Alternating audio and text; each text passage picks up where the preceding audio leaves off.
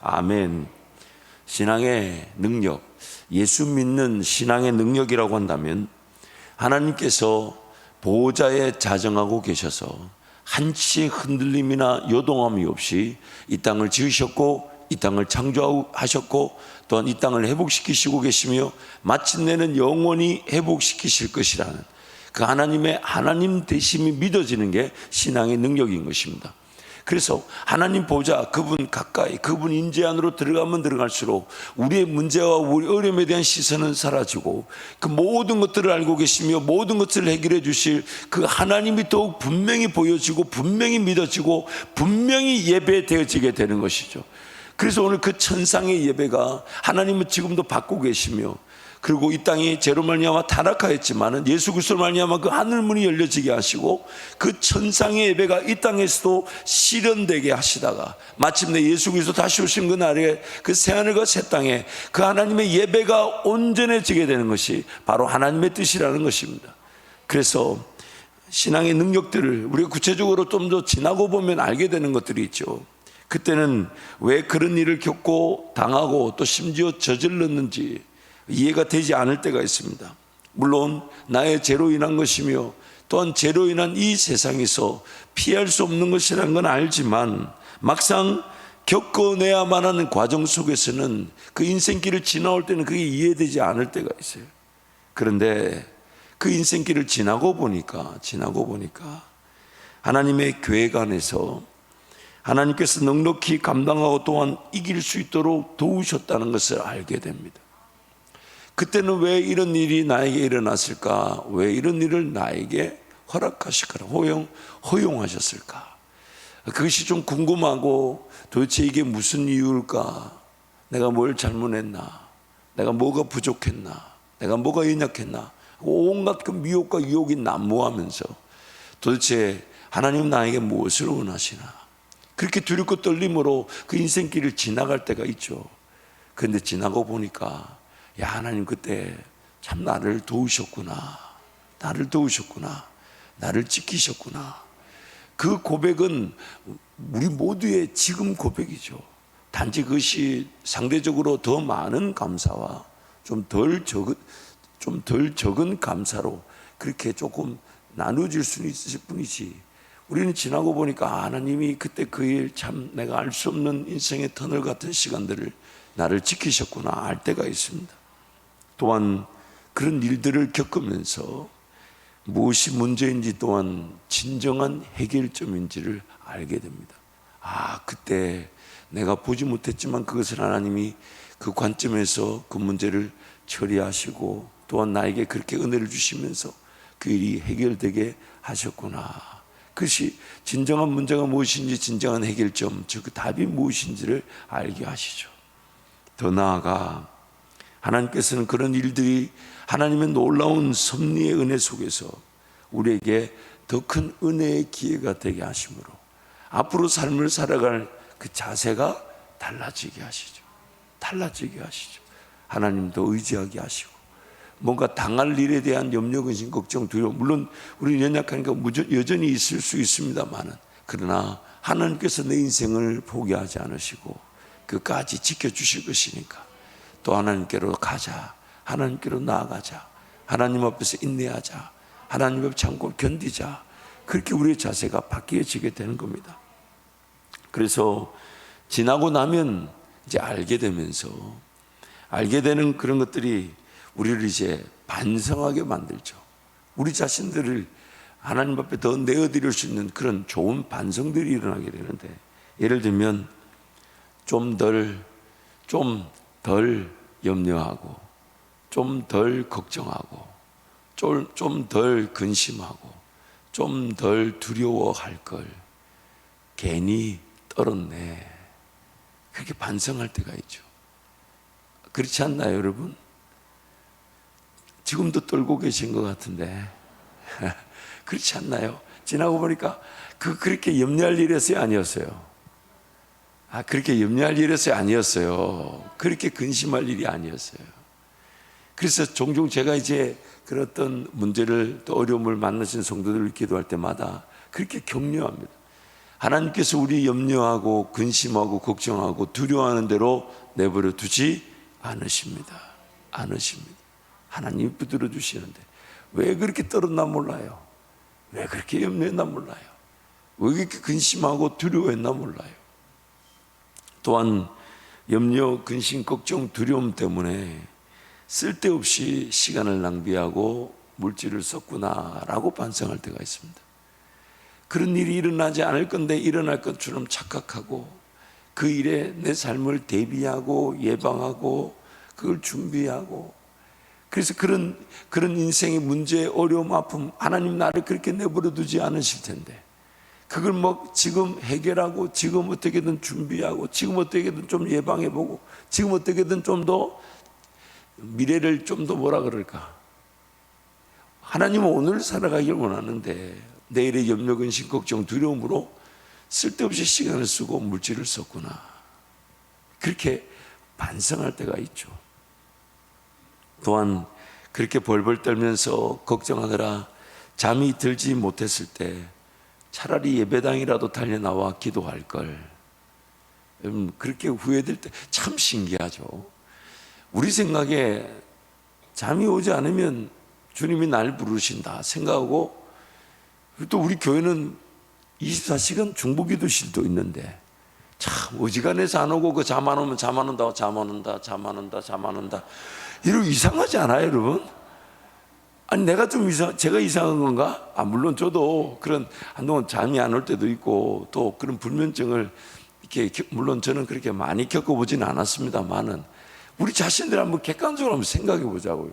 이렇게 잠 안 온다, 잠 안 온다, 잠 안 온다, 잠 안 온다, 그러고 있을 게 아니라 이렇게 기도의 자리로 달려 나오고 말씀의 자리로 달려가고, 그래서 잠 안 오면 주님이 성경 읽으라 하시는가 보다 그 성경제 펴고, 물론 이제 그게 어떤 사람마다 어떤 이 증상이나 질환의 그런 정도에 따라서 좀 더 다를 수 있겠습니다만은, 그러나 한번 이렇게 생각해 봐야 되죠.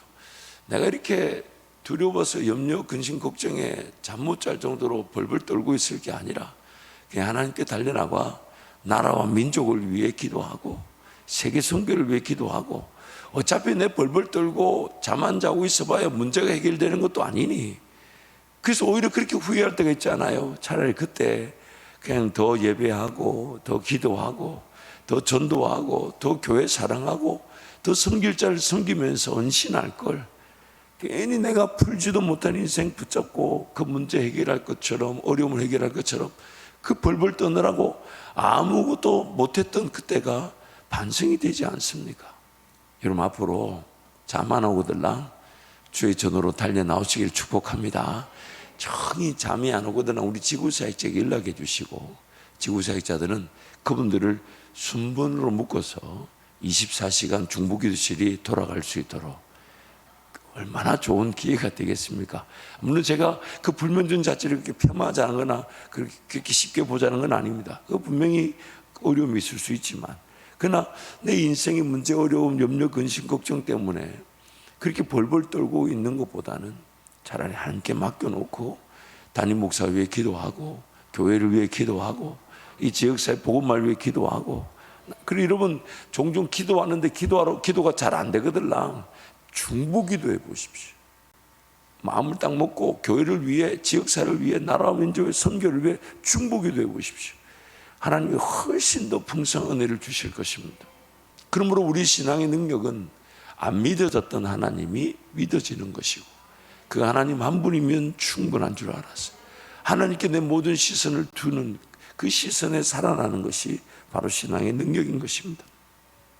왜냐하면 하나님께서는 지금 내가 당하고 있는 이 모든 일들을 다 알고 계시며, 그것이 오늘 내 삶 가운데 이렇게 일어나도록 혹은 허용되도록 목적하신 바가 있으시고, 그것이 하나님이 계획하셨던 혹은 하나님의 계획 안에 있어 하나님 그분을 만나게 하시던 놀라운 그 은혜의 과정이 되게 하셨다가 마침내는 우리가 하나님의 손에 보호되어진다는 것과, 하나님 오히려 우리 인생에 당하는 일들이 하나님 백성들을 빚으시는 기회가 되게 하신다는 것을 알게 하시는 것입니다.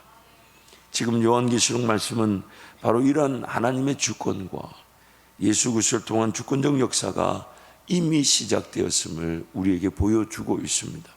그래서 이 땅의 교회와 성도들을 위로하실 때에 우리가 지금 겪는 그 모든 일들이 보좌에 앉아 계신 하나님께는 다 확정되어진 일이며 하나님의 손을 벗어날 수 없는 일이며 하나님 그 가운데서 우리에게 도로 물으시는 거죠. 그렇다면 너는 어떻게 하겠느냐? 그렇다면 너는 어떤 자세를 취하겠느냐? 그렇다면 너는 지금 무엇이 필요하겠느냐? 그렇다면 너는 지금 무엇을 해야 되느냐? 그것이 결국 우리에게는 하나님, 저는 하나님을 예배하겠습니다. 저는 하나님을 높이겠습니다.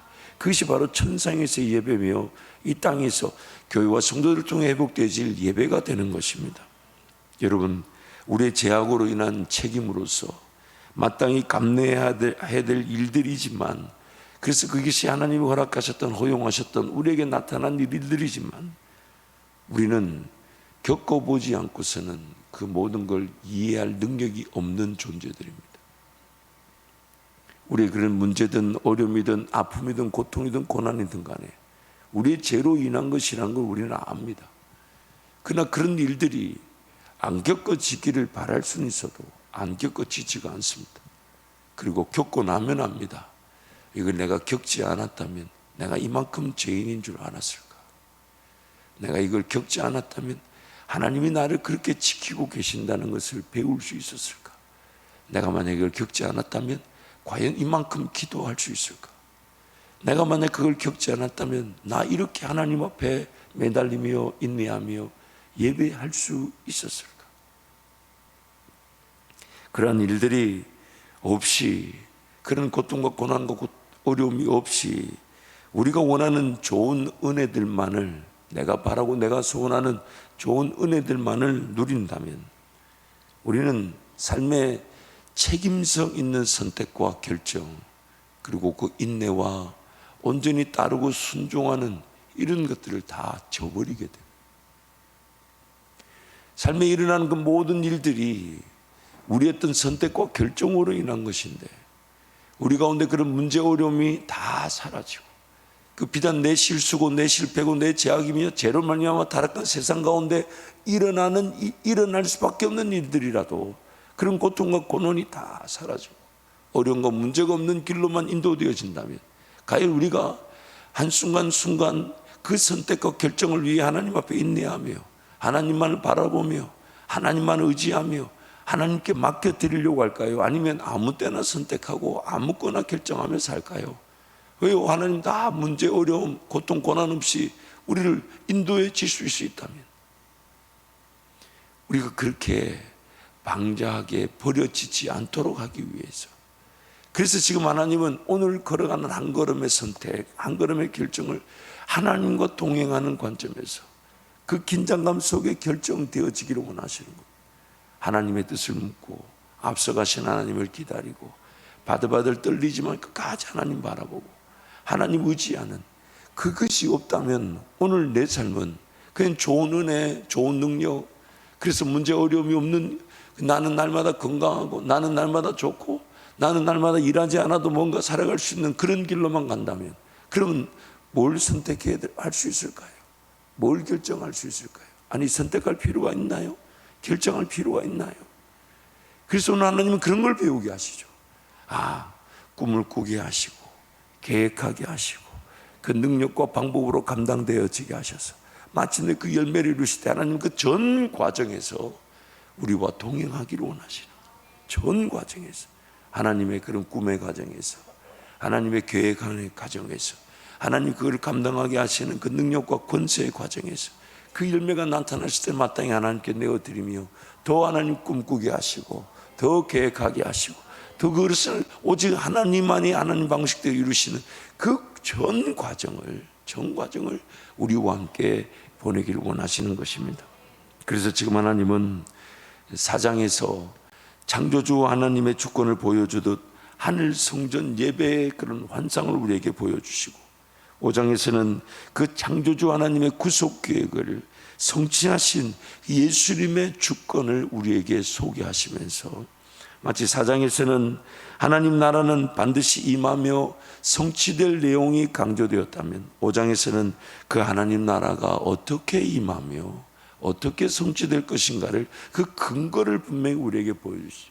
그래서 4장에서 창조주 하나님이 영광을 받으셨다면 이제 그 하늘에서 그 영광을 받고 계신 하나님의 그 예배가 이 땅에서도 실현되어지게 될 것인데, 바로 예수 그리스도를 통하여 그 하나님의 주권과 통치하심의 예배가 이 땅에서도 실현되어질 것을 지금 그 5장에서 예수 그리스도와 그분의 주권을 우리에게 찬양하고 경배할 것을 말씀하고 계신 것입니다.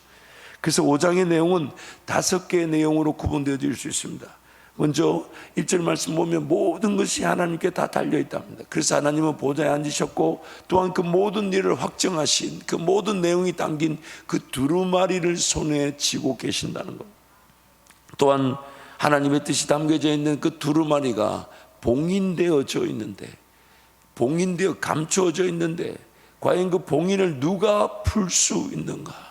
감히 그 하나님의 손에서 그 두루마리를 받아내어서 하나님의 뜻이 이 땅에 실현되어지도록 그 뜻을 우리에게 알려줄 수 있는, 그 봉인을 해지할 수 있는 사람은 누군가? 하나님의 두루마리, 그 봉인은 다름 아닌 예수 그리스도만이, 어린 양 대신 예수 그리스도만이 그 하나님의 뜻을 받아 우리에게 말씀해 주시고 가르쳐 주시고 그 봉인된 말씀이 열려지게 하신다는 것입니다. 그래서 내 생물과 24장로들이 또 온 피조 세계가 그 하나님의 두루마리를 봉인 해제하여 우리에게 소개할 예수 그리스도, 어린 양 된 예수 그리스도를 지금 찬양하고 경배하는 것입니다. 천사들을 포함한 모든 피조 세계와 피조물이 예수 그리스도, 그 어린 양 예수 그리스도를 찬양하며 그분께 존귀와 영광 올려드리는 것이 오늘 5장 1절에서 14절의 내용인 것입니다. 그래서 1절 말씀부터 보면 1절이 이렇게 선포합니다. 우리 함께 선포합니다. 내가 봄에 보좌에 앉으신 이의 오른손에 두루마리가 있으니 안팎으로 썩고 7인으로 봉하였더라. 두루마리가 하나님의 오른손에 있는데 안팎, 앞면과 뒷면에 다 쓰여졌고 그것이 봉해져 있다. 그래서 이 그레고리 비례 주석에 따르면, 로마 제국의 유언 간섭에 따르면 당시의 유언은 7 증인에 의해 증언, 즉 인쳐졌고 내용은 때때로 문서의 바깥쪽에 요약되어 기록되었다. 유언은 유언하는 자가 죽을 때만 개봉되고 상속에 대한 법적 절차가 집행될 수 있었다. 즉 문서의 변조와 위조를 방지하기 위해 문서 바깥쪽의 내용을 요약해서 기록했다. 그러니까 지금 두루마리 안과 박씨란 말은, 그러나 어차피 그게 봉인되어 있기 때문에 바깥에도 뭔가 글이 있는 듯 보이지만 그 내용에 우린 전부를 다 그것만으로는 알 수가 없죠. 그러나 그 문서 안과 밖이 같은 내용이라는 것을 증언하기 위해 그걸 봉인했고 그렇게 기록해 두었다는 겁니다. 그리고 그것은, 그 봉인은 유언한 사람이 죽어야만 그 봉인이 해제가 된다는 거예요. 여러분, 이게 무슨 얘기냐면, 두루마리의 말씀은요, 봉인되어져 있다는 것은 그 죄인들에게 아무에게나 계시될 수 없는 말씀이에요. 그래서 결국 그 죄인들은 죽음이라는 값을 지불해야만이 그것이 펼쳐질 때는 이미 심판만 당하게 되는 겁니다. 봉인된 말씀이 그 죽어야만이 효력을 발생한다는 것은, 오늘 우리에게는 그 말씀이 죄인됨으로 인하여 아무에게나 들려지고 깨달아질 수 없다는 겁니다. 봉인되었다는 거예요. 그럼 그 봉인이 언제 풀어져서 우리는 그 말씀 보게 되냐? 내 죄의 대가인 죽음의 값을 지불해야만이. 결국 우리는 죄인된 그 죽음의 값을 지불하는 자리에서 그 봉인된 말씀이 해제되면 결국 우리는 지옥 인생으로 끝나고 마는 것이죠. 그런데 나를 위해 누군가 대신 죽어주셔서 그 유언의 말씀이 오늘 나에게 들려질 수 있다는 게 은혜라는 거예요. 그래서 히브리서 9장 말씀에 이렇게 얘기하는 거예요. 함께 선포합니다. 유언은 유언한 자가 죽어야 되나니 유언은 그 사람이 죽은 후에야 유효한즉 유언한 자가 살아있는 동안에는 효력이 없느니라. 내가 죽어야만이 하나님의 그 부활의 능력을 내가 경험할 수 있는데, 그런데 문제는 우리는 죽으면 끝나버리는 존재들이죠. 그래서 하나님의 그런 그 복의 말씀, 은혜의 말씀들이 봉인되어져 있지만, 그래서 우리는 죽음이라는 값을 지불하지 않으면 그것이 펼쳐 보여질 수 없는, 그냥 죽음 그 자체로 끝나고 말 인생인데, 어린 양 대신 예수께서 내가 죽어야 될 죽음을 죽어주시고 이제 예수의 죽음으로 그 봉인된 말씀이 풀어져서 우리에게 유언, 상속, 하나님의 그 말씀이 상속되어지게 된 것입니다. 그래서 그 어린 양 대신 예수 그리스도, 그분이 이제 이걸 풀어나가신다는 것을 우리에게 말씀하는 거죠. 그래서 2절 말씀 우리 함께 선포합니다. 또 봄에 힘있는 천사가 큰 음성으로 외치기를 누가 그 두루마리를 펴며 그 인을 떼기에 합당하냐 하나. 신천지 이만희 씨는 요한계시록을 환상계시와 실상계시로 이렇게 구분해서 이 설명을 잘못된 거예요. 첫 번째, 환상계시를 빙자한 비유, 즉 실제가 아닌 설명하기 위해 그림으로 이렇게 보여준 것이다 라고 얘기합니다. 그러나 우리가 보는 지금 4장과 5장의 그 모든 환상, 그리고 앞으로 모든 것, 그건 다 하나님께서 예수 그리스도의 계시로 실제 하고 있는 것을 우리에게 보여주셨으나, 그러나 그것이 정확하게 어느 시대 누구 어떤 사건인지로 우리는 해석하는 것이 아니라는 거예요. 왜냐하면 모든 시대, 모든 성도, 모든 교회들에게 주시는 말씀이기에 그것은 오늘 우리에게 상징적인 의미로 그러나 해석되어져 우리에게 적용하는 말씀인 것이죠. 그러나 이만희 씨는 그걸 환상계시, 그 자체는 비유기 때문에 그것을 오늘 우리의 실상, 우리의 일상에서 실제화시키는 계시가 필요한데, 그 계시를 전할 수 있는 사람이 자기밖에 없다는 거예요. 그럼 그래 되면 자연스럽게 교리가 어디로 가야 되냐? 그래서 이단들의 교리가 다 그쪽으로 가게 되는데, 그래 되면 이 예언의 말씀은 모든 시대, 즉 예수 그리스도가 오시는 그날까지 주신 말씀이에요. 근데 이 말씀을 자기만 해석할 수 있다면 그러면 요한계시록 22장까지 자기 시대 때 다 정리가 돼야 됩니다. 왜요? 자기만 해석할 수 있으니까. 그러니 뭘 주장할 수밖에 없냐면 육체 불멸 사상을 주장할 수밖에 없어요. 안 죽는다는 거예요. 물론 2021년인가 2020년에 하나님이 죽으라 하시면 죽을 수 있다라고 또 얘기를 했다 그래요. 어쨌든 자기는 안 죽는데 하나님이 죽으라 하시면 그 뭔 말인지를 모르겠어요. 나는. 왜 그렇게 육체 불멸 사상을 주장할 수밖에 없냐면 계시록 말씀을 자기만 해석할 수 있으니까. 그러면 새하늘과 새 땅이 임할 때까지 자기 역할이 있다는 거잖아요. 그러므로 새하늘과 새 땅이 자기 시대 때 와야 되는 겁니다. 왜요? 누구만 이걸 해석할 수 있으니까. 아니 제 말 이해가 되십니까? 그게 틀렸다는 거예요. 자기만 계시를 이해할 수 있고 풀 수 있다면 그러면 자기 시대 때 새하늘과 새 땅이 와야 되죠. 그런데 이제 물려주죠. 그 새하늘과 새 땅이 조금 연기됐다고. 그래서 이제 그 이단들 안에 이제 그렇게 후계자로서 물려줄 때 이제 그때부터 이제 이단들은 쇠퇴하기 시작하죠. 역사의 뒤안길로 사라졌습니다. 내 때가 재림의 때다. 내가 재림의 주를 기다리는 마지막 사도다. 나만이 이걸 해석할 수 있다. 그러니 나만 따르라. 그게 미혹인 겁니다. 성령 하나님이 모든 시대, 모든 교회, 모든 성도들에게 그러나 보편적으로 필요한 진리의 말씀을 우리에게 증거하시기 위해, 그래서 그 요한계시록에 나오는 그 모든 환상은 실제하는 것이지만, 그러나 그 실제한다는 것은 우리 모두에게 일어날 일들을 또 우리에게 필요한, 그리고 궁극적으로 하나님이 영광을 받으실 일을 우리에게 보여주신 것이지만, 그러나 모든 시대, 모든 성도, 모든 교회가 그것을 하나님의 말씀으로 받을 수 있는 모든 시대를 초월하는 말씀인 것입니다.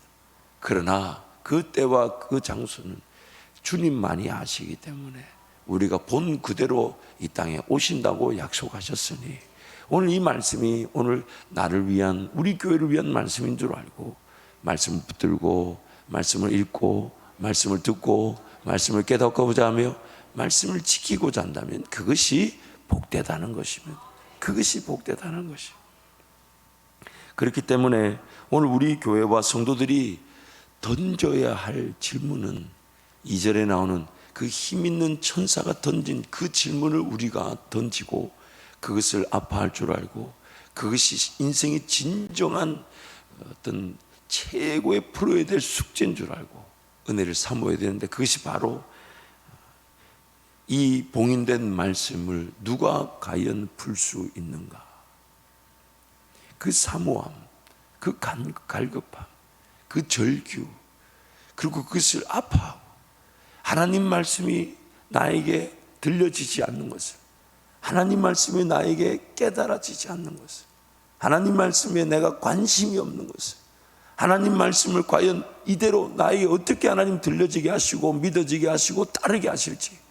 그런데 이게 여전히 봉인되어 있을 수 있다는 겁니다. 내 죄로 말미암아 관심이 없잖아요. 안 읽으려 하잖아요. 안 따르려고 하잖아요. 그러니 힘 있는 천사가 그 하나님 오른손에 있는 그 두루마리, 그러나 그것이 펼쳐져서 하나님의 백성들에게는 구원의 역사가 되나 하나님을 섬기지 않는 자들은 심판의 역사가 돼요. 그래서 그 두루마리의 말씀대로 이 땅에 새하늘과 새 땅이 많은 그날을 기대한다면 그 힘 있는 천사가 지금 그렇게 절규하듯이 외치는, 누가 과연 이 봉인된 말씀을 풀 수 있겠는가? 그는 그 천사의 고백만이 아니라 오늘 우리의 절규가 되어야 되는 거예요. 그래서 하나님 말씀을 대할 때 그런 마음으로, 누가 과연 이 말씀을 풀어줄 수 있는가? 예수님 밖에 없습니다. 예수님 밖에 없습니다. 예수님 밖에 없습니다. 그 절규가 오늘 누군가 이 천사만의 절규가 아니고 우리의 절규가 되어야 되는 거예요. 그래서 3절 말씀에 사도 요한이 이렇게 선포했던 것입니다. 우리 3절 말씀 함께 선포합니다. 하늘 위에나 땅 위에나 땅 아래에 능히 그 두루마리를 펴거나 보거나 할 자가 없더라. 그 두루마리를 펴거나 보거나 하기에 합당한 자가 보이지 아니하기로 내가 크게 울었더니. 내가 크게 울었다.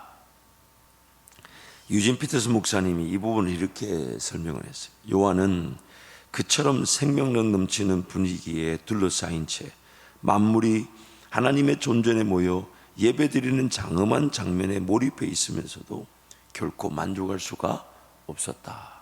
내가 크게 울었다.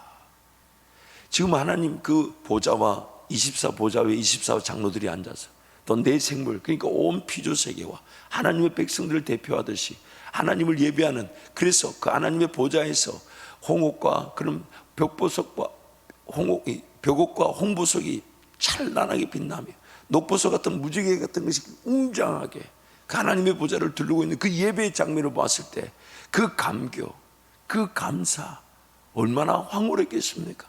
얼마나 놀라운 일입니까? 그런데 그 하나님의 오른손에 들려있는 그 두루마리, 그 봉인되어 있으니 오늘 사도 요한이 그 환상을 본 것보다 더 갈급한 것은 그 두루마리의 말씀이 오늘 나를 살릴 것인데, 나를 위한 말씀일 건데, 그것이 봉인되어 있는 걸 보면서 천사가 과연 이것을 누가 해제할 수 있겠냐. 그리고 사도 요한도 과연 저것이, 그래서 아무리 봐도 그것을 봉인을 해제할 자가 보이지 않으니까 그것이 아파, 그게 힘들어 하나님께 절규하듯 울었다. 내가 크게 울었다. 그러자 그 24장로 중에 한 사람이 와서 사도 요한을 이렇게 위로하고 격려하는 말씀이 지금 이어지고 있는 것입니다. 오늘 나는 힘 있는 천사가 절규하듯 외치는 것처럼 하나님의 계시의 말씀이 봉인 해제될 것에 대한 외침이 있는가? 나는 그것에 관심도 없이 살아가고 있지는 않은가? 엄청난 천상의 예배를 보면서도 오늘 나에게 주실 그 하나님의 말씀, 여러분 좀 쉽게 한번 저 자신에게, 우리에게 한번 적용해 보죠. 누군가의 예배가 아닌 나의 예배, 누군가의 하나님이 아닌 나의 하나님, 누군가의 간증이 아닌 나의 간증, 누군가에게 주어지는 말씀이 아닌 나에게 주어지는 말씀, 그 간절함. 그래서 뭔가 엄청난 역사를 펼치시고 하나님의 하나님 되시면 우리는 지금도 많이 듣고 있고 보고 있습니다. 그럴 때마다 사도 요한과 같은 그 절규가 있어야 되는 거죠.